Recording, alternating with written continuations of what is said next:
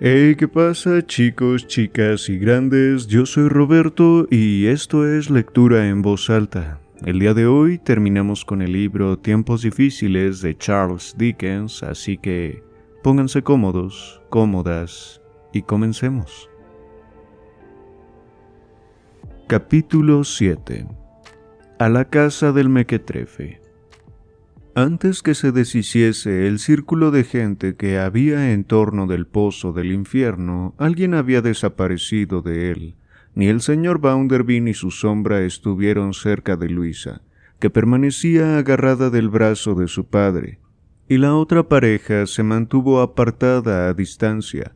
Cuando el moribundo hizo llamar al señor Gradgrind junto a su lecho, Cecilia, atenta a todo lo que ocurría, se deslizó detrás de la malvada sombra, cuya expresión de espanto no habría escapado a nadie, si todos los ojos no hubiesen estado clavados en una sola visión, y le cuchicheó algo al oído. Tom dialogó con ella unos momentos sin volver la cabeza y luego se esfumó, de manera que para cuando el círculo de espectadores empezó a dar señales de vida, ya el mozalbete se había largado de aquel lugar. Así que el padre llegó a casa, envió un mensaje a la del señor Bounderby, diciendo que deseaba que su hijo fuese inmediatamente a verlo. La contestación fue que, habiéndolo perdido el señor Bounderby de vista entre la concurrencia, sin haber vuelto a tener contacto con él desde entonces, lo suponía en el Palacio de Piedra. «Creo que no vendrá esta noche a la ciudad», le dijo Luisa, y el señor Gradgrind se alejó y no dijo más. A la mañana siguiente marchó personalmente al banco, así que éste abrió sus puertas. Viendo que el puesto de su hijo estaba desocupado, no se había atrevido a preguntar por él desde el primer momento. Volvió sobre sus pasos y caminó calle adelante para hacerse el encontradizo con el señor Bounderby cuando éste viniese de casa. Le dijo que por razones que no tardaría en explicarle, pero que agradecería no se las preguntase de momento, había juzgado necesario emplear a su hijo durante algún tiempo lejos de la población. Le dijo también que le había sido confiada la misión de reivindicar la memoria de Esteban Blackpool y dar a conocer el nombre del ladrón. El señor Bounderby permaneció lleno de confusiones y sin salir de su asombro, hinchándose como una inmensa pompa de jabón, pero sin su belleza, después que su padre político se despidió de él. El señor Gradgrind se dirigió a su casa, se encerró en su habitación y no salió de ella en todo el día. Cuando Luisa y Ceci llamaron a su puerta, les contestó sin abrirles. «Ahora no, hijas, a la caída de la tarde». Y cuando ellas volvieron a llamar a la caída de la tarde, les dijo, «Todavía no puedo, mañana será». No probó en todo el día bocado, no encendió luz después de oscurecer, y se le oyó ir y venir por su cuarto hasta muy entrada la noche. Pero a la mañana siguiente apareció a la hora habitual del desayuno y se sentó a la mesa en el sitio de siempre. Parecía envejecido, vencido y muy encorvado, pero sin embargo daba la sensación de ser un hombre más sabio y más bueno que en los tiempos aquellos en que no se contentaba sino con realidades. Antes de retirarse, dio cita a todos para una hora determinada y se alejó con la cabeza caída sobre el pecho. Cuando se reunieron a la hora convenida, Luisa dijo, «Querido padre, le quedan aún 3 hijos más que serán distintos. Yo misma, con la ayuda de Dios, cambiaré». Y al decir esto dio la mano a Ceci, como queriendo manifestar que también contaba con su ayuda. El señor Gradgrind le preguntó, «¿Crees que tu desdichado hermano tenía ya planeado el robo cuando te acompañó a casa de Esteban Blackpool?» «Mucho me lo temo, padre. Sé que tenía gran necesidad de dinero y que había gastado mucho». Y en su malvado cerebro germinó la idea de hacer recaer sobre el pobre hombre las sospechas, aprovechando que iba a ausentarse de la ciudad, ¿no es así? «Yo supongo, padre, que se le debió de ocurrir la idea mientras estaba allí sentado, porque fui yo quien le propuso ir, no fue idea suya». «Tengo entendido que conversó con Esteban Blackpool, ¿Lo llevó aparte para hablar a solas? Le invitó a salir de la habitación. Yo le pregunté más tarde por qué lo había hecho, y me dio una explicación plausible, pero desde anoche, Padre mío, recapacitando a su luz en todo lo ocurrido, creo por desgracia comprender demasiado bien todo lo tratado entre ellos. Habla, para que yo vea si tus ideas presentan una imagen tan tétrica de tu pobre hermano como la que yo tengo. Me temo, padre, dijo titubeando Luisa, que Tom hizo a Esteban alguna proposición, quizás en nombre mío, quizás en el suyo propio, que indujo al buen hombre con la mayor buena fe y honradez a realizar una cosa que no había hecho nunca, esperando en los alrededores del banco las 2 o 3 noches anteriores a su marcha de esta ciudad. La cosa está demasiado clara, exclamó el padre, demasiado clara. Se tapó el rostro y permaneció callado unos momentos. Por último se recobró y dijo: ¿Y cómo vamos a dar ahora con su paradero? ¿Cómo vamos a evitar que caiga en manos de la justicia? ¿Cómo vamos a ponernos en contacto con él, nosotros y solo nosotros, en el transcurso de las contadas horas que quizá pueda yo dejar transcurrir antes de hacer pública la verdad? Ni gastando 10,000 libras lo conseguiremos. Ceci lo ha conseguido ya, padre. El señor Tomás Gradgrin alzó los ojos hacia donde se encontraba Cecilia, como el hada buena de aquella casa, y exclamó con un tono de tierna gratitud y agradecido cariño: «Siempre has de ser tú, hija mía». «Ya antes del día de ayer nos temíamos todo esto», explicó Ceci mirando a Luisa. «Cuando le vi anoche junto a las parihuelas de Esteban y oí lo que se habló entre usted y él, yo estaba en aquel instante junto a Raquel. Me fui cerca de Tom sin que nadie lo advirtiese y le dije: no me mires, fíjate dónde está tu padre. Por él y por ti huye inmediatamente». Temblaba ya todo él cuando empecé a cuchichearle lo anterior, y al oírme se sobresaltó y tembló aún más contestándome: «¿Y a dónde voy a ir? Tengo muy poco dinero, y además ¿quién se va a prestar a ocultarme?». Me vino de pronto al pensamiento el recuerdo del circo de mi padre. Aún no se me ha olvidado el itinerario que el señor Sleary sigue por estas fechas, y hace unos días precisamente leí lo que de él habla un periódico. Le dije pues que corriese al lugar en que ahora se haya instalado el circo, que dijese su nombre al señor Sleary y que le suplicase que lo escondiese hasta que yo vaya a verlo. Tom me contestó: «Estaré allí antes de que amanezca», y yo lo vi como salía de entre la gente, alejándose. «Gracias sean dadas al cielo», exclamó el padre. «¿Acaso tengamos aún tiempo de hacerlo pasar al extranjero?» Las perspectivas eran tanto más buenas cuanto que la población a la que Ceci había dirigido a Tom se encontraba situada a 3 horas de distancia de Liverpool, desde cuyo puerto podía ser dirigido para cualquier parte del mundo. Era sin embargo preciso tomar precauciones para comunicarse con él, porque el peligro de que sospechasen de Tom se hacía mayor por momentos, y nadie podía sentirse completamente seguro de que no le diese al señor Bounderby en un acceso fanfarrón de celo por la causa pública por presentar un papel de romano. Por eso decidieron que Cecilia y Luisa se trasladasen a la ciudad en cuestión dando un rodeo, y solas, en tanto que el desdichado padre, saliendo en dirección contraria, llegaría al mismo punto por una ruta distinta y más larga. Se convino además en que el señor Tomás Gradgrin no se presentara al señor Sleary para no dar lugar con su presencia a torcidas interpretaciones que acaso pusieran de nuevo en fuga a su hijo. Ceci y Luisa serían las que establecerían contacto. Ellas avisarían si estaba a mano el causante de tanta aflicción y deshonor para su padre, explicándole a aquel el propósito que los había traído. Tomadas estas resoluciones y bien poseídos los tres de su papel, hubo que ponerse en movimiento para ejecutarlas sin pérdida de tiempo. A primeras horas de la tarde salió el señor Gradgrin directamente al campo desde su casa para subir al tren en una estación de la línea que pensaba seguir. Luisa y Cecilia salieron de noche en distinta dirección, muy animadas de no haberse cruzado con ninguna cara conocida. Las dos jóvenes se pasaron la noche viajando, salvo durante los minutos contados en que tuvieron que cambiar de tren en los empalmes. Unas veces a un número incontable de escaleras arriba y otras a un número incontable de escaleras abajo, ya que las estaciones de empalme no ofrecían sino estas dos características en su situación. Apenas amanecido, el tren las dejó junto a un pantano, a un par de millas de la ciudad donde se dirigían.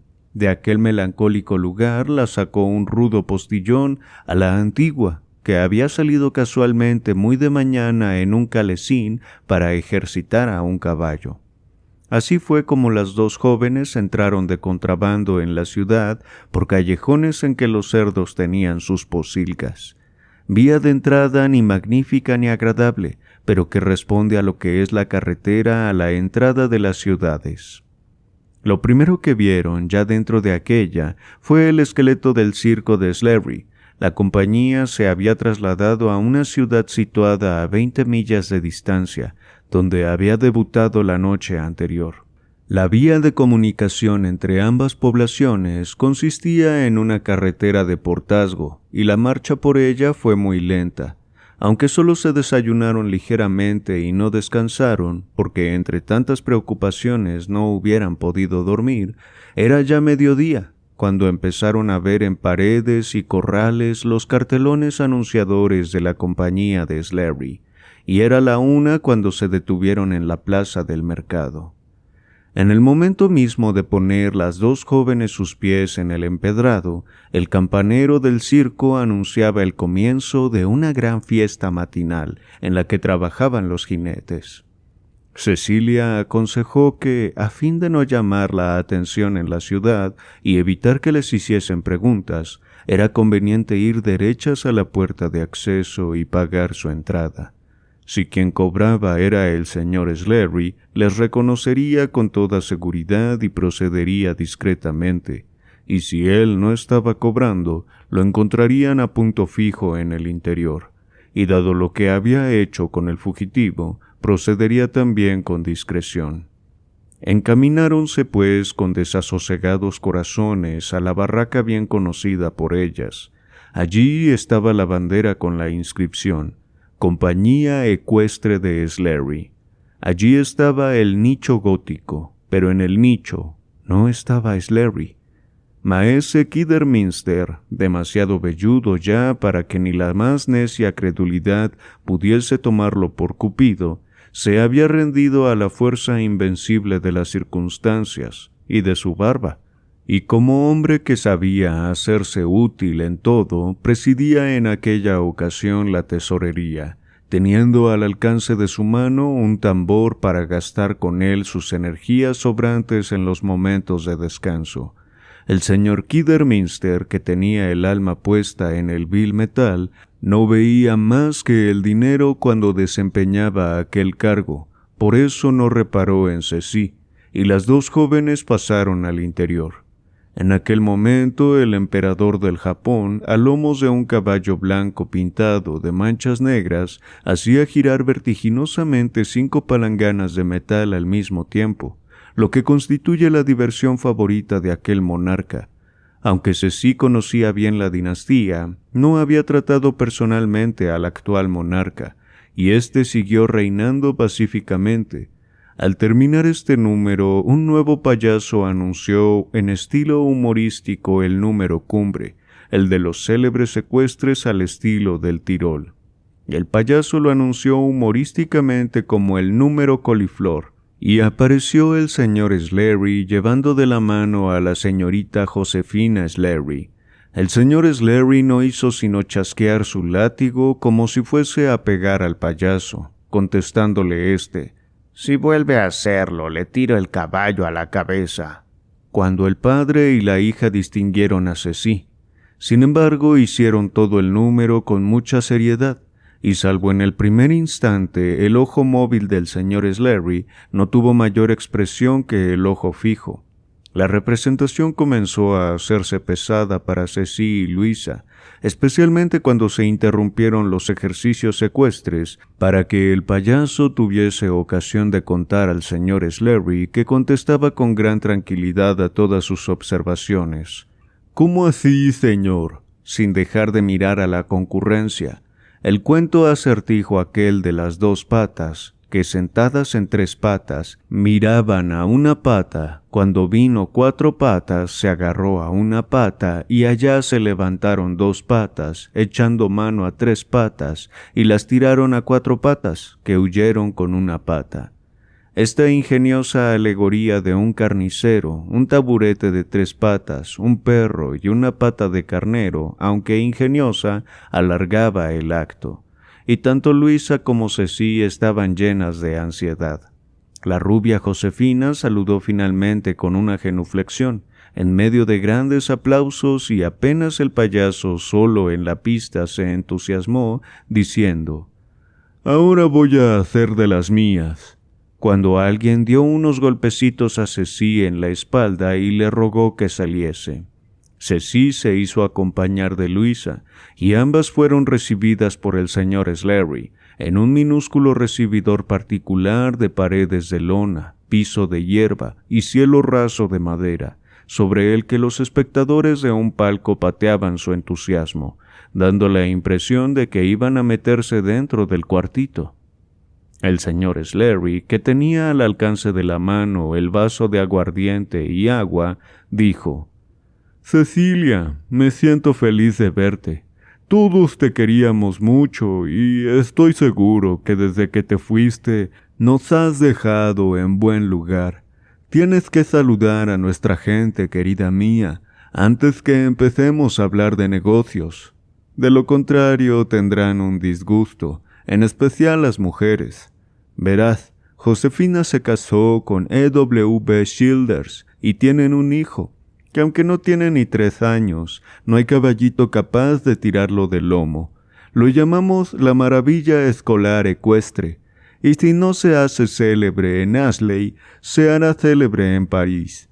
¿Te acuerdas de Kidderminster, que nos parecía que andaba enamoradillo de ti? Verás, se casó también. Se casó con una viuda que podía ser su madre y que trabajaba en la cuerda tirante, aunque ahora no trabaja en nada por la grasa que ha echado. Tiene 2 hijos, de modo que tenemos personal abundante para los números de hadas y los trucos de crianza de niños. Si vieras a nuestros hijos en el bosque, mientras su padre y su madre se mueren a caballo, un tío suyo los recibe como pupilos a caballo, y ellos salen en busca de moras a caballo, y los pechirrojos que vienen a caballo a cubrirlos de hojas, dirías que es el espectáculo más perfecto que has visto en tu vida. ¿Te acuerdas, querida, de Emma Gordon, que solía ser para ti como una madre? Naturalmente que te acuerdas, no hace falta que te lo pregunte. Verás, Emma perdió a su marido, hacía de sultán de las Indias en una especie de pagoda, y montaba sobre un elefante. Tuvo una mala caída de espaldas y ya no sanó. Ella se casó por 2ª vez con un comerciante en quesos, que se enamoró de ella por su buen ver.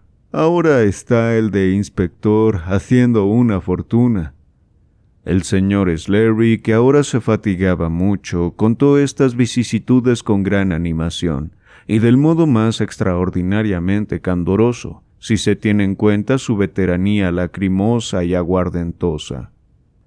Después de esto hizo venir a Josefina, a E.W. Childers, que a la luz del día mostraba arrugas bastante profundas en las mejillas, y a la maravilla escolar ecuestre, en una palabra, a toda la compañía. Todos ellos y ellas resultaban personajes asombrosos a los ojos de Luisa, por lo blancos y rubicundos de cutis, lo escasos de ropas y lo exhibicionistas de pantorrillas. Pero qué agrado producía el ver cómo se agrupaban en torno a Ceci y qué natural resultaba el que Ceci no pudiese contener las lágrimas. «Bueno, Ahora que Cecilia ha besado a todos los niños, acariciado a todas las mujeres y dado un apretón de manos a todos los hombres, lárguense de aquí todos ustedes y toquen las bandas para la segunda parte. Y cuando se marcharon, prosiguió en voz baja. Y ahora, Cecilia, yo no te pregunto ningún secreto, pero supongo que puedo considerar a esta joven como la señorita del caballero. Sí, es su hermana. Y la hija del otro. Eso es lo que quería decir. ¿Está bien, señorita? Espero que también el caballero se encuentre bien. Mi padre no tardará en encontrarse aquí, le contestó Luisa, ansiosa por llevarlo al verdadero asunto. ¿Está a salvo mi hermano? Está sano y salvo, contestó Slary. Querría, señorita, que mirara desde aquí por un agujerito a la pista.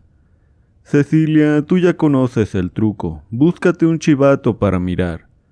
Las dos jóvenes miraron por una rendija de los tablones.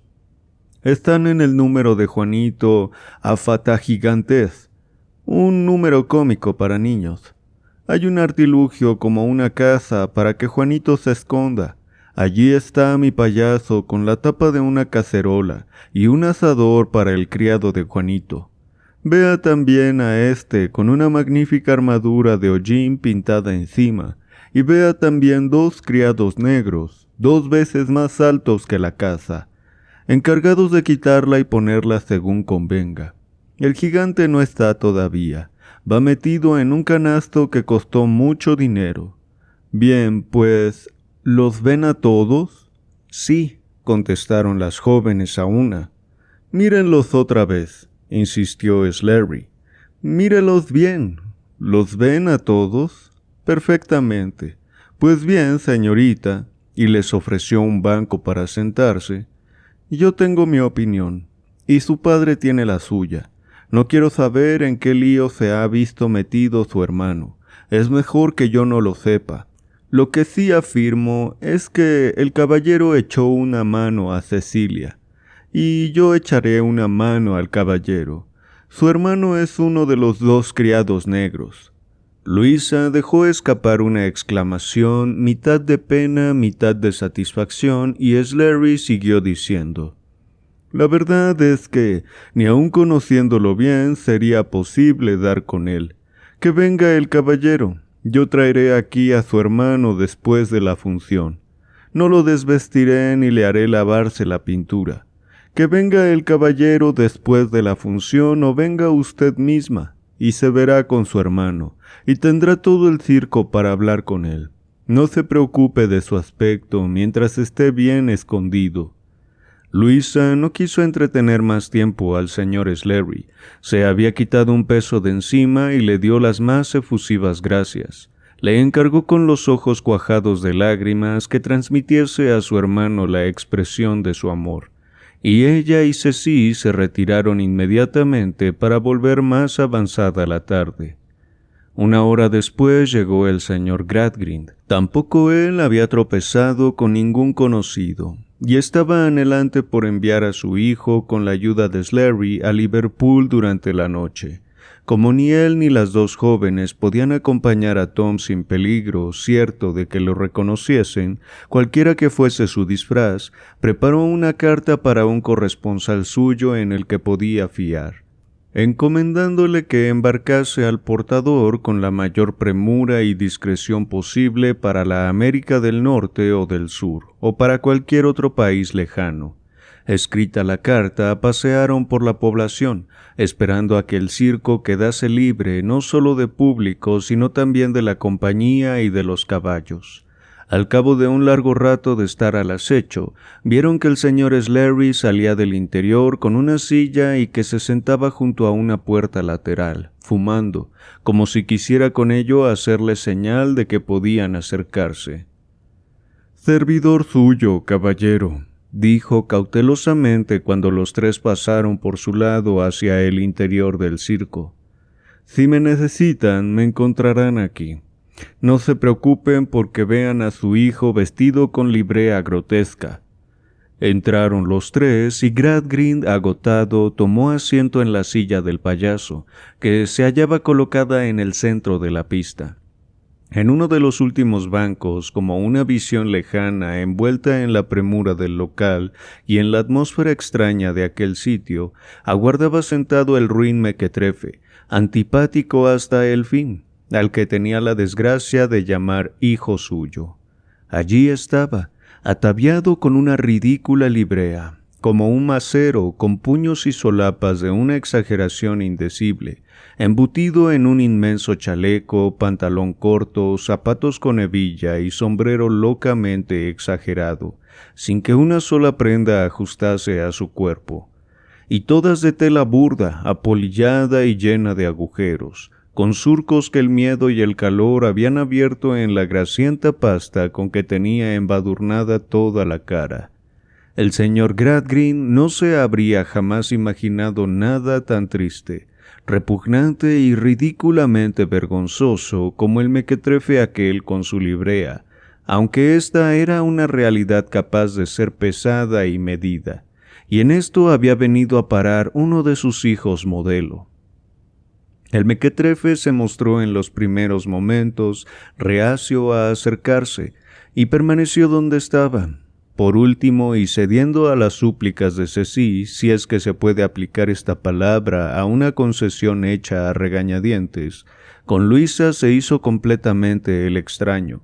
Fue bajando de banco en banco hasta llegar al serrín, en el borde mismo de la pista, lo más lejos posible dentro de ésta del sitio en que se hallaba sentado su padre. «¿Cómo ocurrió?», preguntó el padre.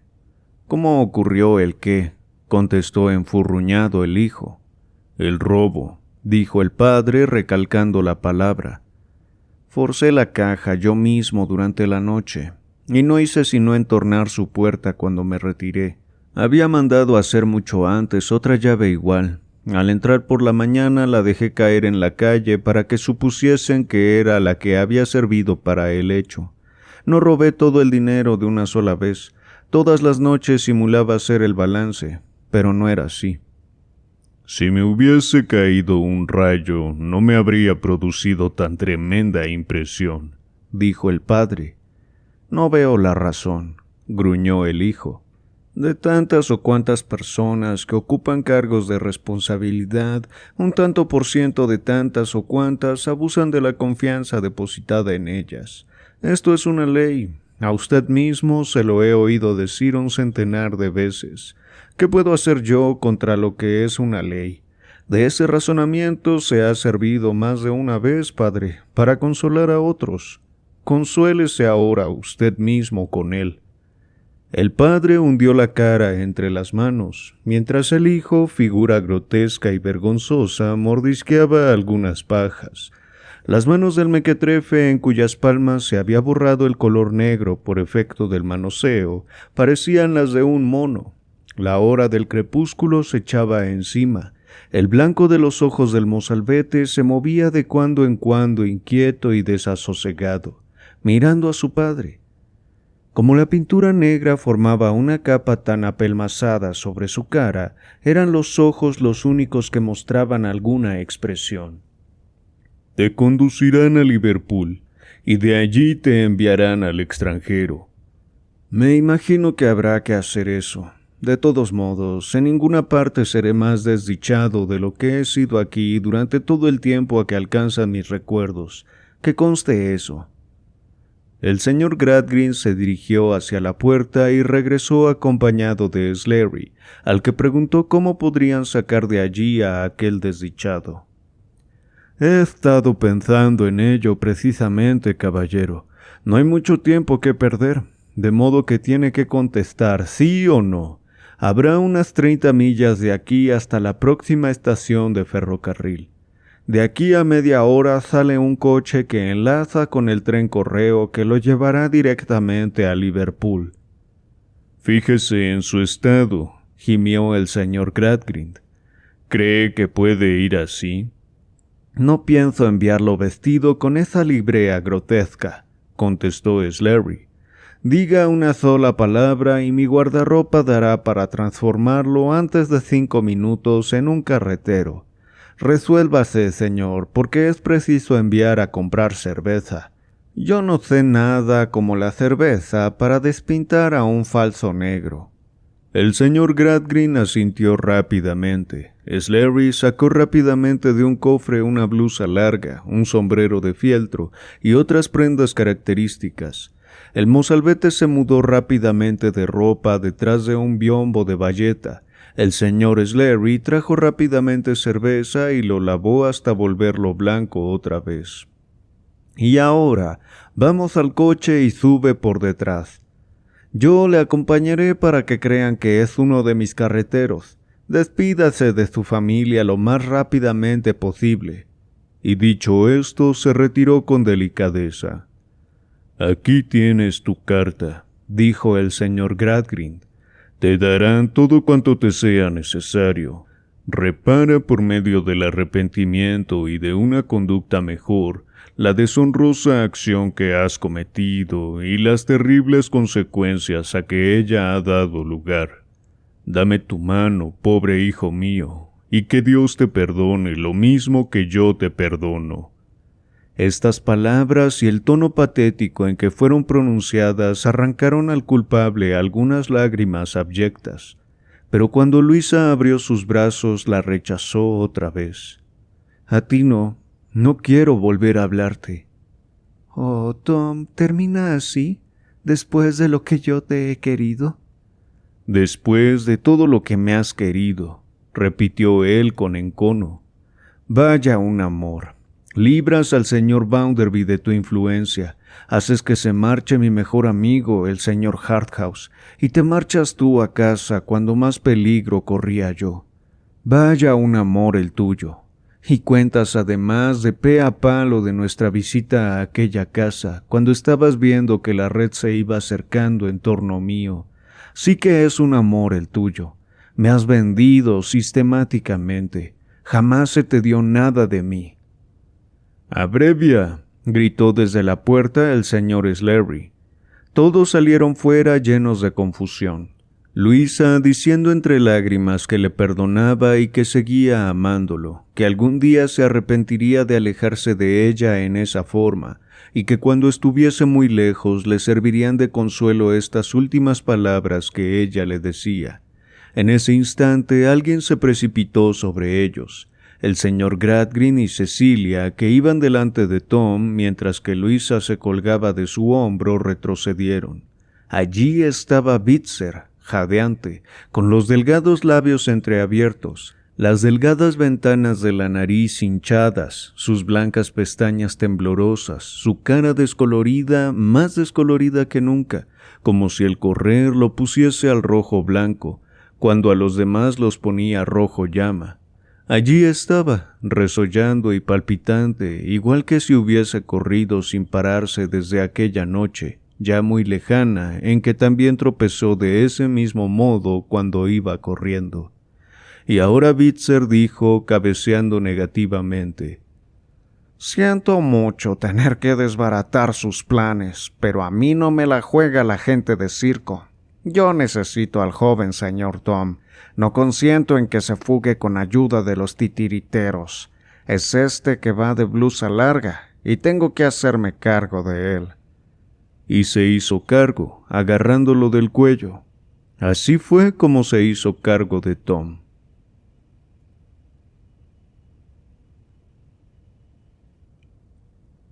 Capítulo 8. Filosofando. Regresaron al local del circo, y Sleary cerró la puerta para evitar intrusiones. Bitzer, agarrando siempre del cuello al culpable, que estaba paralizado, se quedó en pie en la pista, mirando con ojos parpadeantes en la oscuridad del crepúsculo a su antiguo protector. «¿Bitzer no tiene corazón?», exclamó el señor Gradgrin, desalentado y en tono de lastimosa sumisión. Bitzer, mostrando con su sonrisa lo extraña que encontraba la pregunta, le contestó: «Sin ese órgano, señor, sería imposible la circulación de la sangre. Nadie que conozca los hechos establecidos por Harvey acerca de la circulación de la sangre podrá dudar de que tengo corazón. ¿Y ese corazón suyo no es accesible a ningún sentimiento de compasión? Mi corazón solo es accesible al razonamiento, señor, y a nada más, replicó el excelente joven. Se quedaron mirándose el uno al otro cara a cara. La del señor Gradgrind estaba tan blanca como la del perseguidor. Aquel dijo: ¿Qué razón puede tener para impedir que se escape este desdichado joven? ¿Qué razón para destrozar a su afligido padre? Vea aquí a su hermana. Tenga compasión de nosotros. Señor, contestó Bitzer, expresándose como quien trata de un negocio y razona lógicamente. Puesto que me pregunta qué razón tengo para llevarme al joven Tom de vuelta a Coketown, es razonable que yo se la dé a conocer. Desde el primer momento sospeché que era él quien había cometido el robo en el banco. Ya para entonces lo tenía sobre ojo, porque sabía sus andanzas. Me guardé para mí los datos, pero lo había observado bien. Tengo pruebas abundantes ahora contra él, aparte de su fuga y de su propia confesión, que llegué justamente a tiempo de escuchar. Tuve el placer de vigilar su casa ayer por la mañana y de seguirlos hasta aquí. Voy a llevarme al joven señor Tom a Coketown para entregarlo al señor Bounderby. Tengo la seguridad, señor, de que después de esta acción mía, el señor Bounderby me ascenderá al puesto que ocupaba su hijo. Y quiero ocupar ese puesto, señor, porque supone para mí un ascenso y me beneficiará. Si esta es para usted únicamente una cuestión de interés, empezó a decir el señor Gradgrind. Perdóneme si le interrumpo, le replicó Bitzer, pero estoy seguro de que usted sabe perfectamente que todo el sistema social no es sino una cuestión de interés propio. La única manera de manejar a una persona es mover su interés propio. Los hombres somos así. Sabe perfectamente, señor, que es el catecismo que me enseñaron cuando yo era muchacho. ¿Y en qué suma de dinero valora su ascenso?, preguntó el señor Gradgrind. Le doy las gracias, señor, por apuntar esa proposición, pero me abstendré de cifrar en dinero mi ascenso, previendo que su clara inteligencia me presentaría esa clase de alternativa. He hecho cuidadosos cálculos mentales, llegando a la conclusión de que el poner a salvo a un delincuente, aunque me lo pagasen carísimo, no equivaldría para mí a una ventaja tan segura y provechosa como mis perspectivas de ascender en el banco. El señor Gradgrind alargó los brazos, como si fuese a decirle: «Vea qué desdichado soy», y exclamó: «Bitzer, solo un recurso me queda para intentar ablandarlo. Se ha educado durante muchos años en mi escuela. Si el recuerdo del trabajo que allí se tomó en educarlo puede llegar a ejercer alguna influencia en su ánimo para que por un momento se olvide de su interés, dejando en libertad a mi hijo, le encarezco y le suplico que sea él quien se beneficie de ese recuerdo». «Me maravilla», contestó el antiguo alumno razonadamente, «que se coloque en un terreno tan insostenible. Se pagó un tanto por mi educación. Era aquello un toma y daca. Al dejar de ir a la escuela quedamos en paz». El fundamento principal del sistema filosófico de Gradgrind era que todo se pagaba. Nadie debía entregar jamás nada a nadie ni realizar un servicio sin el correspondiente pago. La gratitud tenía que desaparecer, y con la gratitud todas las virtudes que se derivan de la misma. Desde el nacimiento hasta la muerte, todos los momentos de la vida eran como una toma y daca con un mostrador de por medio. Y si no entrábamos de esta manera en el cielo, era porque no se trataba de un lugar político-económico, ni menos se realizaban transacciones en él. «No negaré», prosiguió Bitzer, que las tarifas de la escuela eran baratas, y justamente por eso, señor, porque fui producido en el mercado más barato, debo colocarme en el más caro. El llanto de Luisa y de Cecilia lo turbó un poco al llegar a este punto y les dijo: Por favor, no hagan eso. El llorar no conduce a nada, no hace sino molestar. Parece como si pensaran en que yo abrigo alguna clase de animosidad contra el joven Tom, y no es así. Yo me limito por razones lógicas que he expuesto ya a conducirlo a Coketown. Si me ofreciese resistencia, lanzaría el grito de ¡al ladrón! Pero no se resistirá, pueden estar seguros de ello.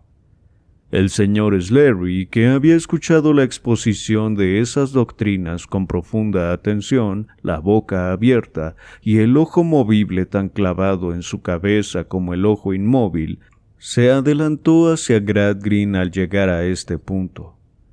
Caballero, está perfectamente enterado y también lo está su hija, mejor aún que usted porque se lo dije yo mismo, que ignoraba lo que había hecho su hijo y que no podía tampoco saberlo. Le dije que prefería no saberlo, aunque entonces estaba en la creencia de que se trataba de alguna calaverada. Pero me he enterado por este joven que se trata de un robo a un banco, y eso es cosa seria. Una cosa demasiado seria para que yo transija con un delito, como ha dicho muy bien este joven. Por consiguiente, caballero, no se enoje conmigo si me pongo de parte de este joven, y le digo que tiene razón, y que no hay nada que hacerle. Pero hay una cosa que estoy dispuesto a hacer, señor. Me ofrezco a llevar en coche a su hijo y a este joven hasta la estación de ferrocarril para evitar que trascienda aquí la cosa. A más que eso no me comprometo, pero eso sí que lo haré. Al ver que su último amigo desertaba de sus filas, se renovaron los lamentos de Luisa, y se hizo aún más profunda la aflicción del señor Gradgrin. Solo Ceci se quedó mirando al señor Sleary con la mayor atención, y allá en su interior no se llamó a engaño. Cuando todos salían otra vez a la calle, Sleary le dedicó una leve revolución de su ojo movible, como indicándole que deseaba que se quedase rezagada. Y en cuanto cerró la puerta le dijo con gran excitación: Cecilia, el caballero te favoreció a ti, y yo favoreceré al caballero. Hay más aún, este mozo es un bribón de marca, y está al servicio de aquel viejo fanfarrón al que los míos estuvieron a punto de arreglarle las cuentas. La noche va a ser oscura. Tengo un caballo que hace todo menos hablar. Y tengo otro capaz de hacer 15 millas por hora si lo conduce Childers. Y tengo además un perro que no dejará moverse a una persona de un sitio en 24 horas. Habla aparte con el caballero joven. Dile que cuando vea que nuestro caballero empieza a bailar, no tenga miedo de que lo tire por el suelo, y que esté al acecho de un calecín que pasará por allí. Cuando vea acercarse el calecín, que salte al suelo, que el del calecín saldrá con él a todo correr. Si mi perro deja que ese joven avance no un pie, sino ni siquiera una pulgada, le permito que corra todo lo que quiera. Y si mi caballo se mueve del sitio en que empieza a danzar hasta que haya amanecido, es que yo no lo conozco, ni una palabra más. En 10 minutos, Childers, que andaba en zapatillas por la plaza del mercado, recibió su consigna, y el carruaje del señor Sleary estuvo dispuesto. Era un magnífico espectáculo el del perro amaestrado ladrando alrededor del mismo y el del señor Sleary indicándole con su único ojo útil que era Bitzer el individuo al que había que vigilar. Poco después de oscurecido subieron los tres al carruaje y se pusieron en camino. El perro amaestrado, un animal formidable, clavaba ya a Bitzer con sus ojos y caminaba bien pegado al costado del coche en el que iba con el objeto de estar listo para lanzarse sobre él en caso de advertir la menor intención de saltar a tierra. El señor Gradgrind, Luisa y Cecilia pasaron toda la noche en el parador, presas de la mayor incertidumbre. A las 8 de la mañana reaparecieron el señor Sleary y su perro, ambos del mejor humor. «Salió a pedir de boca, caballero», dijo Sleary. «A estas horas su hijo estará a bordo de un barco. Hora y media después de salir de aquí, lo cargó Childers en su calesín y se alejó con él. Mi caballo estuvo bailando una polca hasta que ya no pudo más. De no estar enjaezado hubiera bailado un vals. Cuando vi que no podía más, le di la señal y se acostó a dormir tranquilamente. Aquel joven y redomado bribón dijo que seguiría a pie, y el perro le saltó al cuello, le agarró de la bufanda, lo tiró al suelo y lo zarandeó. No tuvo pues más remedio que subir otra vez al coche y no moverse de allí hasta las 6:30 de esta mañana, en que yo puse el caballo rumbo a esta ciudad». El señor Gradgrind lo abrumó a frases de agradecimiento y dejó entrever con toda delicadeza su deseo de ofrecerle una magnífica remuneración en dinero. «Para mí, señor, no quiero dinero alguno, pero Childers es un padre de familia, y si le ofreciese un billete de 5 libras, ¿acaso no le pareciera mal? En el mismo estilo, si le comprara un collar al perro y un juego de cascabeles al caballo, se lo tomaría satisfecho. Aguardiente con agua lo tomo siempre». Había pedido ya un vaso y ahora pidió el segundo. «Y si no le pareciese demasiado, una comida de unos 3 chelines y medio por cabeza, sin la bebida, nos haría a todos felices». El señor Gradgrind aceptó muy a gusto el ofrecerles aquellas pequeñas pruebas de su agradecimiento, aunque dijo que le parecían muy cortas para el gran favor que le habían hecho. «Bien, caballero, con eso y con que, siempre que le sea posible, tenga una buena palabra para la gente del circo, habrá más que saldado la cuenta. Y ahora, caballero, con el permiso de su hija, quisiera hablar con usted a solas antes de despedirnos». Luisa y Ceci se trasladaron a otra habitación contigua, y el señor Sleary siguió hablando al mismo tiempo que removía y bebía su aguardiente con agua. «Caballero, no hará falta que yo le diga que el perro es un animal prodigioso». «Su instinto», dijo el señor Gradgrind, «es sorprendente». «Llámelo como quiera. Por vida mía que yo no sé qué nombre darle. Es asombroso. ¿Qué manera tiene de encontrarlo a uno? ¿Desde qué distancias es capaz de volver hasta donde uno está?» «Sí, qué olfato más fino tiene», dijo el señor Gradgrind. «Por vida mía que no sé qué nombre darle», repitió Sleary moviendo la cabeza. «Lo que puedo decir es que ha habido perro que ha dado conmigo en circunstancias tales que me han hecho pensar si no habría ido a otro perro y le habrá preguntado: «Dime, ¿no conocerás tú a cierto individuo que se llama Sleary? Verás, un tal Sleary que anda en eso del circo, un individuo grueso, inútil de un ojo», y que el otro perro le hubiese contestado: «No, yo mismo no lo conozco, pero sé que un perro que es fácil tenga amistad con él». Y que este tercer perro, después de pensarlo bien, hubiese dicho: «Sleary, Sleary, pues claro que sé quién es. En cierta ocasión me habló de él un amigo mío. Te puedo dar enseguida su dirección». «¿Qué sé yo, caballero? La cantidad de perros que me conocerán después del tiempo que llevo trabajando en público y andando de un sitio a otro». El señor Gradgrind empezaba a hacerse un lío con estas filosofías. Sleary, después de tomar un sorbo de aguardiente con agua, prosiguió: «Sea como sea, han transcurrido 14 meses desde que estuvimos con el circo en Chester. Nos hallábamos una mañana poniendo el número de los niños en el bosque, cuando se metió en la pista, viniendo de la puerta del escenario, un perro. Se advertía que venía desde muy lejos. Estaba muy enfermo, renco y casi ciego. Fue olfateando a los niños, uno después de otro, como si buscase a un conocido. Después se acercó a mí, dio el salto de espalda, se levantó sobre sus patas delanteras, movió la cola y cayó muerto. Caballero, aquel perro era Patas Alegres. El perro del padre de Ceci. El buen perro del padre de Cecilia. Sí, señor. Ahora bien, caballero, conociendo yo como conocía a Patas Alegres, puedo afirmar bajo juramento que antes que me buscase a mí, aquel hombre había muerto y estaba sepultado. Hablamos mucho, Josefina, Childers y yo, sobre si le escribiría, pero nos dijimos, no podemos darle ninguna noticia buena. ¿Para qué intranquilizar a la muchacha y darle un disgusto?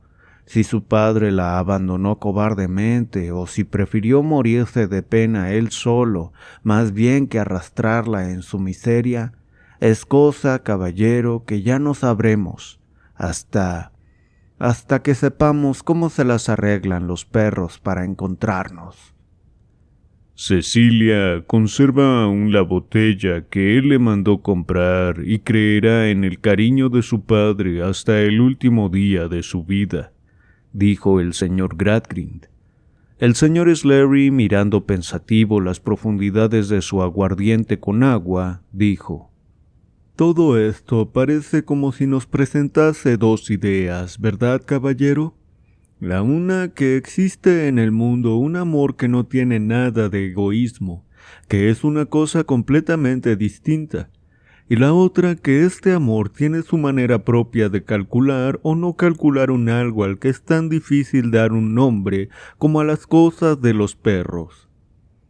El señor Gradgrind miró por la ventana y no contestó. El señor Sleary vació su vaso y llamó a las jóvenes. Cecilia, hija mía, bésame y dime adiós. Señorita del caballero, me resulta muy hermoso ver que la trata como a una hermana en la que pone su confianza y a la que mira con todo respeto. Espero que su hermano viva para hacerse más digno de usted y para servirle de mayor consuelo. Caballero, démonos un apretón de manos por primera y última vez. No se enoje con nosotros, pobres trotamundos. La gente necesita divertirse.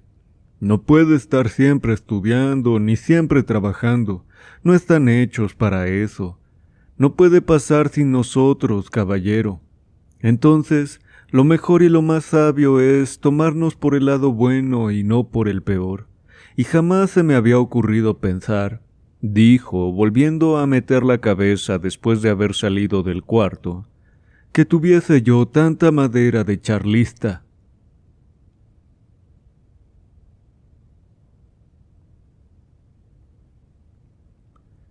Capítulo 9. Final. Cuando se está con un fanfarrón vanidoso, resulta un peligro descubrir antes que él nada de lo que hay en la esfera de su vida. El señor Bounderby tuvo la sensación de que la señora Sparsit se le había adelantado audazmente y de que presumía de ser más inteligente que él. Y como su indignación por el triunfal descubrimiento de la señora Pegler hecho por ella no admitía apaciguamientos, estuvo dando vueltas y más vueltas en su cabeza a esa pretensión de una mujer que se encontraba con respecto a él en situación de dependencia, hasta que a fuerza de rodar, la idea adquirió el volumen de una gran bola de nieve.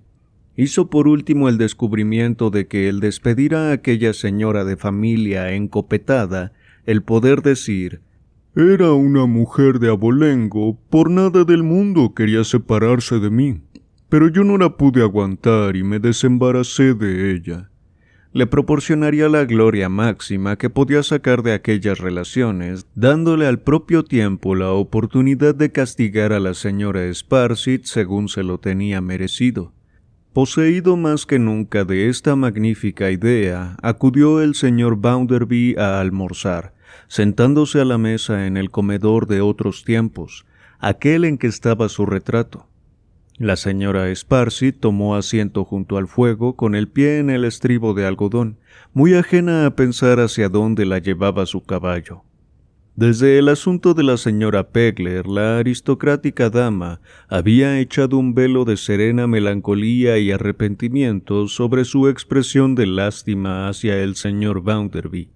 Por eso ahora acostumbraba a adoptar una expresión de pena, y esta expresión de pena fue la que tomó en esta ocasión para mirar a su protector. «¿De qué se trata, señora?», exclamó el señor Bounderby con acento seco y áspero. «Por favor, señor», replicó la señora Sparsit, «no me mire como si quisiera arrancarme de un mordisco la nariz». ¿Arrancarle de un mordisco la nariz? ¿Esa nariz? Dando a entender, como se lo imaginó la señora Sparsit, que era mucha nariz para arrancarla de un mordisco. Después de decir esto, que implicaba una ofensa, se cortó él mismo una rebanada de pan y dejó luego el cuchillo sobre la mesa con estrépito. La señora Sparsit sacó el pie de su estribo y exclamó: «Señor Bounderby, señor». «¿Qué pasa, señora? ¿Qué es lo que mira con esa cara de susto?» «Perdone, señor, pero ¿había tenido esta mañana algún disgusto?», dijo la señora Sparsit. «Sí, señora». «¿Me permite que le pregunte, señor», prosiguió la ofendida mujer, «si he sido yo la desdichada causa de que esté irritado?» «Le voy a decir lo que pasa, señora», exclamó Bounderby. «No he venido aquí para dejarme intimidar. Por muy altamente emparentada que esté una mujer, no se le puede consentir que moleste y acose a un hombre de mi posición, y no voy a tolerarlo». El señor Bounderby se dio cuenta de que era preciso seguir adelante sin desviarse, previendo que si entraba en detalles saldría vencido. La señora Sparsit empezó por levantar sus cejas de estilo coriolano, luego las frunció, luego puso su labor en la canastilla correspondiente y finalmente se puso en pie diciendo majestuosamente: «Señor, veo claro que en este instante le estorbo y me retiraré a mis habitaciones». «Permítame, señora, que sea yo mismo quien le abra la puerta». «Gracias, señor, me basto yo para eso». «Es preferible que me dé esa oportunidad, señora», dijo Bounderby. Se adelantó a ella y puso la mano en el picaporte. «Porque así podré decirle unas palabras antes de que se retire. Señora Sparsit, respetable señora Sparsit, me está pareciendo que se encuentra aquí un poco encogida. ¿Me comprende? Creo yo que bajo mi humilde techo no hay campo suficiente para una dama que posee el talento que usted posee para meterse en los asuntos de los demás». La señora Sparsit le dirigió una mirada en la que había concentrado el escarnio más venenoso, pero le dijo con gran cortesía: «¿Lo cree así, señor?». «Vengo meditando en ello, señora, desde que han ocurrido los últimos sucesos. La verdad en su punto, y me parece, en mi humilde juicio». «Oh, por favor, señor», le interrumpió la señora Sparsit con animación y buen humor. «no rebaje la categoría de su juicio. Todo el mundo ha recibido pruebas de lo que vale su juicio. Seguramente que sirve de tema a las conversaciones de la mayoría de la gente. Rebaje el mérito de cualquier cosa suya, menos que el de su juicio, señor». Esto último lo dijo la señora Sparsit riendo. El señor Bounderby, muy colorado y no muy a sus anchas, prosiguió: «Iba pues diciendo, señora, que creo que si una dama de sus dotes ha de destacar, necesita una casa completamente distinta a esta. Una casa, por ejemplo, como la de su parienta, Lady Scadgers. ¿No cree, señora, que acaso encontrará allí algunos asuntos en los que entretenerse?» «Nunca se me había ocurrido pensarlo, señor», replicó la señora Sparsit. «pero ahora que lo menciona, lo considero muy probable». «¿Y por qué no lo intenta, señora?», dijo Bounderby colocando un sobre con un cheque en su canastilla de labores. «Puede tomarse, señora, todo el tiempo que necesite antes de marcharse. Pero mientras tanto, quizá le resulte más agradable a una dama de su inteligencia el hacer sus comidas sola, sin que nadie la moleste. A decir verdad, tengo que disculparme con usted por haber estado yo, Josiah Bounderby de Coketown, tanto tiempo en su panorama». «Por favor, señor, no hable de eso», le replicó la señora Sparsit. «Si este retrato suyo pudiese hablar, pero tiene sobre el original la ventaja de no mostrar la hilaza y de no atosigar a los demás. Él podría dar testimonio de que ha transcurrido ya mucho tiempo desde la primera vez, que luego se transformó en costumbre, en que le dije que era el retrato de un mentecato. Nada de lo que hace un mentecato despierta sorpresa o indignación. Los actos de un mentecato solo inspiran desprecio». Dicho esto, tesando su perfil romano igual que una medalla acuñada para conmemorar el escarnio del señor Bounderby, lo miró con descaro de la cabeza a los pies, pasó desdeñosamente por delante de él y se marchó escaleras arriba. El señor Bounderby cerró la puerta y fue después a colocarse en pie delante de la chimenea encendida, proyectándose sobre su propio retrato con aquella actitud explosiva que solía adoptar, y proyectándose también hacia el futuro. ¿Hasta dónde llegaba su proyección en el futuro? Veía a la señora Sparsit en un duelo diario, peleando con todas las armas del arsenal femenino con la gruñona, venenosa, irritante, hostigadora Lady Scadgers, siempre en cama con su misteriosa pierna, comiéndosele la mitad de sus ya insuficientes ingresos, en un cuartucho sin aire que para una sola persona era un gabinetito y para dos resultaba un cuchitril. Pero veía algo más. ¿No tuvo una visión rápida de sí mismo exhibiendo a Bitzer ante los que no lo conocían y presentándolo como el hombre del porvenir, gran venerador de las extraordinarias cualidades de su amo, que se había ganado el puesto del joven Tom y que estuvo a punto de echar el guante a este último en ocasión en que varios bribones lo hacían desaparecer? ¿Vio acaso un débil reflejo de su propia imagen en el momento en que redactaba un testamento jactancioso por el que 25 farsantes de más de 55 años, asumiendo cada uno de ellos el nombre de Josiah Bounderby de Coketown, tendrían para siempre mesa puesta en el Salón Bounderby y habitación en el edificio Bounderby, con obligación de asistir siempre a la capilla de Bounderby y de dormir con la bendición de un capellán de Bounderby, obteniendo recursos para todo esto de una finca de Bounderby, produciendo náuseas en todos los estómagos delicados a fuerza de repetir las majaderías y jactancias de Bounderby?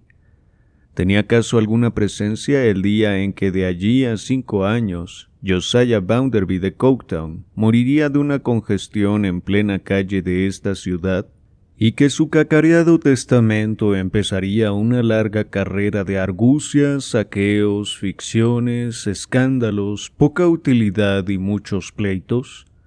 Probablemente no. Sin embargo, el retrato vería todo aquello. El mismo día y a la misma hora, el señor Gradgrind, sentado en su habitación, meditaba. ¿Hasta dónde alcanzaba él en el futuro? ¿Se veía a sí mismo encanecido y decrépito, amoldando sus antes inflexibles teorías a las circunstancias que hemos relatado, poniendo sus hechos y sus números al servicio de la fe, de la esperanza y de la caridad, sin intentar desmenuzar ese trío celestial en sus molinillos polvorientos? ¿Tuvo la visión de sí mismo víctima del desprecio de sus anteriores asociados políticos? Vio a estos en la época en que se daba como verdad inconcusa que los pequeños basureros nacionales solo se debían consideración unos a otros y no tenían deber alguno hacia esa abstracción llamada pueblo, atacando al honorable caballero con esto sí, esto no, y esto quizás 5 noches por semana, hasta las primeras horas de la madrugada. Es probable que barruntase todo esto porque conocía a su gente. También Luisa, durante la noche del mismo día, contemplaba el fuego, como lo hacía en otros tiempos, aunque la expresión de su cara era más dulce y más humilde. ¿Hasta dónde alcanzaba su visión del futuro? Cartelones en las calles, firmados con el nombre de su padre, exculpando al difunto Esteban Blackpool, tejedor de la equivocada sospecha, haciendo pública la culpabilidad de su propio hijo y alegando en disculpa suya sus pocos años y la tentación. No se decidió a agregar «y la educación». Todo eso pertenecía al presente, y también pertenecía casi al presente la lápida que colocaría su padre en la tumba de Esteban Blackpool, con la fecha de su muerte, porque Luisa conocía este propósito. Todas estas cosas podía verlas con toda claridad. Pero ¿cuánto veía del futuro? Veía Luisa a una obrera llamada Raquel presentarse de nuevo, después de una larga enfermedad, al toque de la campana de la fábrica, e ir y venir a las horas habituales de los obreros de Coketown, como una mujer de belleza reflexiva, siempre enlutada, pero cariñosa, serena y hasta alegre. La única entre todos los habitantes de la ciudad que parecía sentir compasión de un harapo de mujer, degradada y borracha, que se presentaba de cuando en Coketown, para pedirle una limosna y llorarle sus miserias. Una mujer que trabajaba siempre, pero que trabajaba contenta, prefiriendo considerar el trabajo como su destino natural en la vida, hasta que se hiciese demasiado vieja y ya no pudiese trabajar más. Todo lo anterior sería una realidad con el tiempo. Veía a Luisa a un hermano solitario, a muchos miles de millas de distancia, emborronando con lágrimas la carta en la que le decía cuán pronto habían salido ciertas sus palabras, y que daría a gusto todos los tesoros del mundo por ver una sola vez su rostro tan querido. Y veía a ese mismo hermano andando el tiempo, aproximarse más a casa con la esperanza de verla, pero retrasado en el viaje por una enfermedad, hasta que un día llegaba una carta escrita por mano desconocida, diciéndole que había fallecido de fiebre en el hospital el día tal, muriendo arrepentido y lleno de amor hacia usted, siendo su nombre la última palabra que pronunció. Todas estas cosas serían una realidad con el tiempo. Se veía a Luisa a sí misma casada otra vez y ya madre, cuidando amorosa de sus hijos, preocupándose tanto de que tuviesen una niñez del espíritu como la del cuerpo, sabiendo como sabía que la primera superaba en belleza a la segunda, y que constituía un patrimonio cuya parte más pequeña, atesorada, constituía una bendición y una dicha para la persona más sabia. ¿Veía Luisa esto? Sin embargo, no sería jamás una realidad. Pero, ¿se veía Luisa a sí misma amada por los felices hijos de la feliz Cecilia? ¿Se veía enriquecida con el conocimiento de la niñez, convencida de que no había que despreciar jamás las inocentes y bellas fantasías, esforzándose por comprender a los seres humanos de más humilde condición y en hermosear sus vidas, todo máquinas y realismos con las gracias y goces de la imaginación, sin las que se agota el sentimiento de la niñez? La más fornida virilidad física se convierte en completa muerte moral, y las cifras más abultadas que la prosperidad nacional puede exhibir son como la escritura que apareció en la pared. Veía todo esto no como artículo de fe de un fantástico voto, compromiso, hermandad, juramento, acuerdo, baile de caridad o tómbola, sino sencillamente como un deber que es necesario cumplir. Todas estas cosas llegarían a ser una realidad con el tiempo. Querido lector, de ti y de mí depende el que en nuestros dos campos de actividad, sean o no realidad cosas como estas, hagamos que sean realidad. Podremos así sentarnos con el corazón más alegre frente a nuestros hogares, contemplando cómo las pavesas de nuestros fuegos se vuelven grises y se enfrían. Fin.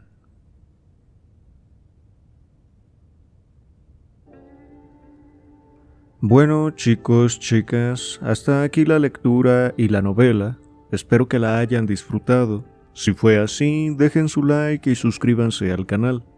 Y recuerden que pueden quedarse a los comentarios finales de este libro.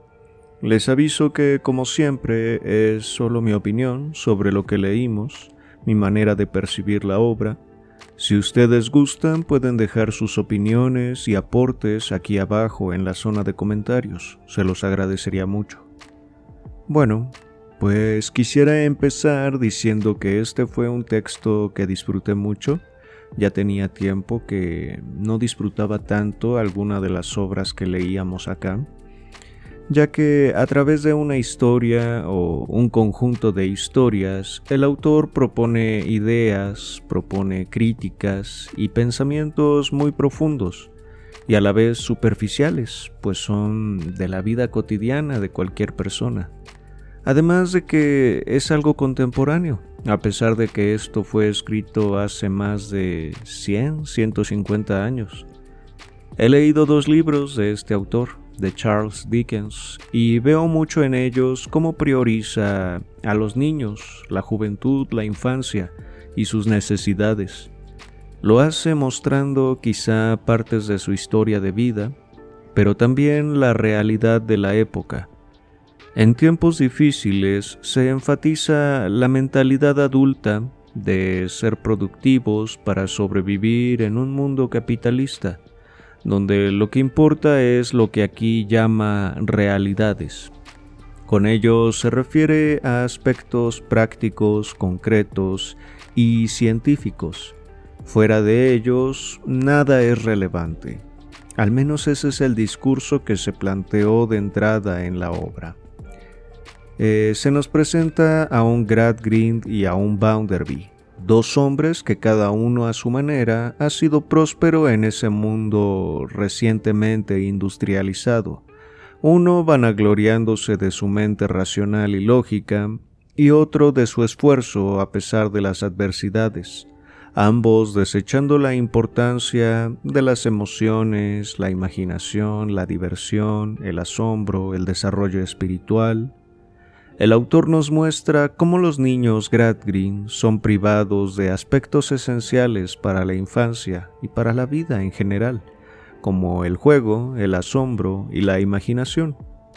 En este mundo recién industrializado, como les digo, se pensaba que los niños debían crecer para sobrevivir en este nuevo paradigma. Luisa, por su lado, tuvo curiosidad que fue constantemente aplastada, reprendida o reprimida. Su deseo personal fue incapaz de revelarse. No pudo elegir sus experiencias, no podía asombrarse ni prestar atención a otros aspectos de la vida que no fueran los racionales y lógicos. Tom, por otro lado, creció con una figura paterna atacada y odiada en su mente, que le hizo imposible identificarse con los aspectos buenos que seguramente tenía su padre. Y además lo puso muy rebelde, no solo contra su padre, sino contra toda figura de autoridad. Se inclinó hacia los vicios, no por curiosidad o tampoco por búsqueda de placer, o al menos no totalmente por eso, sino que lo hizo por odio y como reto a las enseñanzas del padre. Se aprovechó de su hermana Luisa para salir del palacio de piedra y sostener por un tiempo sus vicios, ya que su hermana le daba dinero. Cuando Luisa corrobora el testimonio de Raquel, Tom se enoja con ella, y cuando al fin es encontrado culpable, le reclama por haberlo vendido. Se porta totalmente irracional y desconsiderado con su hermana, principalmente. Aún así, ésta le dice que lo perdona y que lo quiere, que esas palabras le brindarán consuelo a Tom cuando se encuentre solo en un lugar lejano. Y sí, al fin entiende sus acciones estando ya por su cuenta, pero ya no tiene la oportunidad de volver a ver a su querida hermana, pues, como nos dice el autor, muere en el camino de regreso por alguna enfermedad. El impacto que tuvo en estos chicos la imposibilidad de jugar, de imaginar, de asombrarse, fue en cierto sentido inhibidora de una experiencia vital más profunda. Creo que en mayor o menor medida todos tenemos estas faltas en nuestra infancia, y no se puede culpar a los padres, porque estos solo devienen tales con la experiencia. Cuando su primer hijo nace, por lo general, la única experiencia que tienen es la de su propio crecimiento, y basarán su crianza en sus propias experiencias, que por lo general fueron muy diferentes a las que tendrán sus hijos, ya que el momento, la época es otro, el contexto es distinto, y aunque tengan sus mismos genes, los hijos son solo personitas nuevas en el mundo, que tendrán y generarán su propia perspectiva, que sentirán solo a su manera. A lo largo de la historia vamos viendo cómo ese discurso concreto va quedándose corto frente a las vicisitudes de la vida. Por ejemplo, en la vida en pareja, como con Luisa y Bounderby, en la que Luisa solo sigue las instrucciones de su padre, pero no es feliz y se vuelve indiferente a todo y todos. Bounderby, por su lado, tampoco es feliz, pero tiene una ilusión de realización, pues su esposa es como un complemento a la imagen que tiene de sí mismo. O también lo podemos pensar con Esteban y su mujer, relación en que los preceptos morales y religiosos mantienen unida, a la fuerza, aun cuando sus integrantes claramente no quieren estar juntos. No es que Esteban o su mujer manejen ese discurso concreto, pero como son parte de este sistema capitalista, de este sistema laboral, de este sistema de creencias, de alguna manera son sometidos a esto. Esteban, lo vemos en la historia, no es capaz de seguir su sueño aunque lo intenta, no es capaz de ver por sí mismo, de cuidarse. Su trabajo es echado a la basura, pues de repente llega esta esposa y se lleva los muebles para venderlos. Entonces él simplemente sigue trabajando, en automático como un robot, mientras su tristeza crece, mientras la vida le parece cada vez más inútil. Otro aspecto cotidiano en el que se ve estéril este discurso social es en la calidad de vida del pueblo. Todos viven con el único propósito de sobrevivir un día más, de tener que comer al día siguiente. No tienen mente para pensar en un objetivo de vida. Si acaso se permiten alguna diversión ocasional, pero es simplemente como fugarse de la realidad. Pero la mayor parte de su vida la pasan trabajando en condiciones deplorables, poniendo en riesgo su salud hasta morir y dar paso a la siguiente generación, que seguirá sus mismos pasos. Creo que cuando se da el robo en el banco, el discurso ya se empieza a resquebrajar. Ya venía notándose como algo superficial y vacío. Pero cuando Harthouse se declara a Luisa y ésta va con su padre a expresarle cómo se siente, el discurso cae roto en pedazos.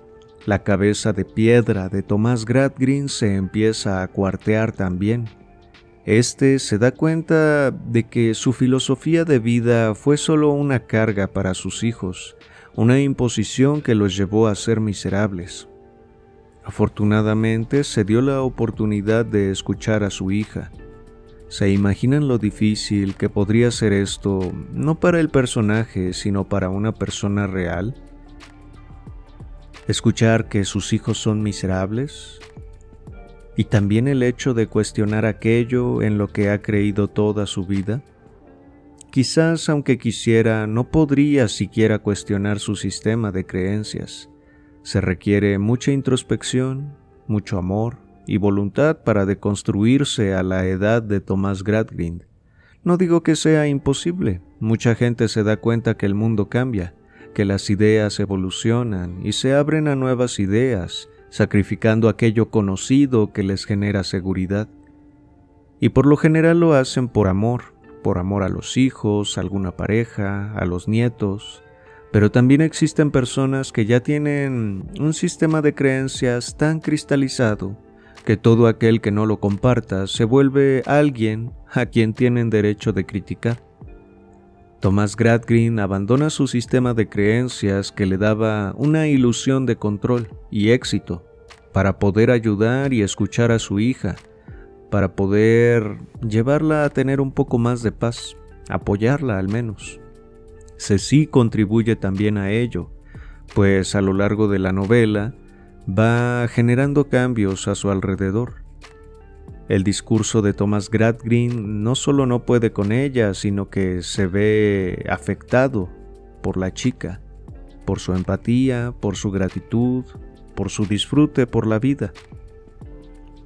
Otra forma de darnos cuenta de que el discurso realista es insuficiente para el crecimiento personal es el personaje de Bounderby, pues toda su vida fue un conjunto de ilusiones que se sostuvieron hasta que sus verdades salieron a flote. No solo tenía una esposa trofeo, sino que se inventó su historia de vida para colocarse moralmente por encima de los demás.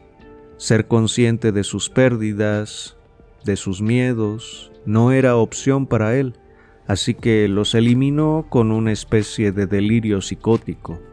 Una mentira que a fuerza de repetirla se volvió su verdad y que lo llevó a estar solo, pues termina alejando hasta a la señora Sparsit. Sé que cada uno de ustedes tendrá una visión mucho más profunda que yo sobre este texto, pues me doy cuenta que la mayoría de mis suscriptores son personas de 50 años para arriba. Yo tengo 28, algunos lo saben, algunos no.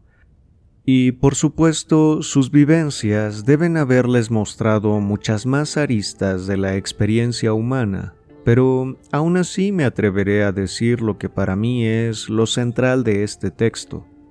No solo es la crítica social que se hace a una mentalidad surgida de un sistema industrial y capitalista que afecta el crecimiento de los niños. Creo que tiene que ver más bien con la incapacidad que tenemos de cuestionar nuestro entendimiento del mundo. Como algunos saben, soy psicoanalista y escucho a mucha gente de todas las edades pensar que su objetivo de vida es hacer dinero, obteniendo un buen trabajo, casarse con alguien que los acompañará toda la vida, comprar casa, auto, tener perro, tener hijos, como si de alguna manera esa serie de eventos al final les fuera a dar por sí sola una noción de realización. Puede que para muchos de ellos sea así porque es lo que genuinamente desean, pero hay personas que no saben lo que quieren, lo que les interesa, lo que les apasiona, y entran en este estereotipo, en esta fórmula de vida, por llamarla de alguna manera, a ciegas, dejando de lado las posibilidades de construir sus propios caminos o de deconstruirse a sí mismos para construir algo nuevo, para replantearse su lugar en el mundo. El autor dice a través de varios personajes que es importante divertirse, al igual que el tiempo de ocio. Estoy de acuerdo con él, pues cuando la mente juega y se aleja del concepto de tiempo, del concepto de productividad, se encuentra con nuevos intereses, nuevos estímulos. Nos permitimos asombrarnos de que hay muchas cosas que no conocemos y que valdría la pena explorar. ¿Cuánta gente que está estudiando algo que no les gusta? ¿Cuánta gente que está en una relación en la que no es feliz? ¿Cuánta gente que piensa que es tarde para ser pareja o para aprender algo nuevo? ¿Cuánta gente que no se arriesga por no tener garantías? ¿Cuánta gente tolerando a jefes déspotas por temor a emprender? ¿Cuánta gente alejada de su mundo interno por priorizar el externo? ¿Cuánta gente abandonándose a sí misma por temor a lo que piense el otro? Dejemos que los Bounderby vivan en sus munditos y se contenten con las historias que se cuentan. Somos humanos, seres innatamente incompletos, pero que esos vacíos no se llenen de aburrimiento o desesperanza. Veamos nuestros vacíos como espacios de juego, como espacios para hacer arte, para expresarnos o simplemente para reposar la mente. El capitalismo está, tenemos que trabajar y comer, pero quizás no es la prioridad, sino solo algo a tener en cuenta. Aprendamos a divertirnos y luego trabajemos en algo que nos divierta. Repito, es solo mi opinión, quizás ingenua, quizás aspiracional, pero basada en mi experiencia y en lo que a mí me provoca la lectura de esta novela. Para mí ha sido un placer leerles como siempre. Les recomiendo que entren al canal y vean las distintas listas de reproducción, ya que hoy en día ya hay una gran variedad de títulos leídos y comentados por su servidor. Y de igual manera esperen pronto el comienzo de otra obra en el canal. Si escucharon esto en Spotify, vengan a YouTube, porque acá hay más títulos. Y gracias a los que llegaron a esta parte del video. Nos vemos.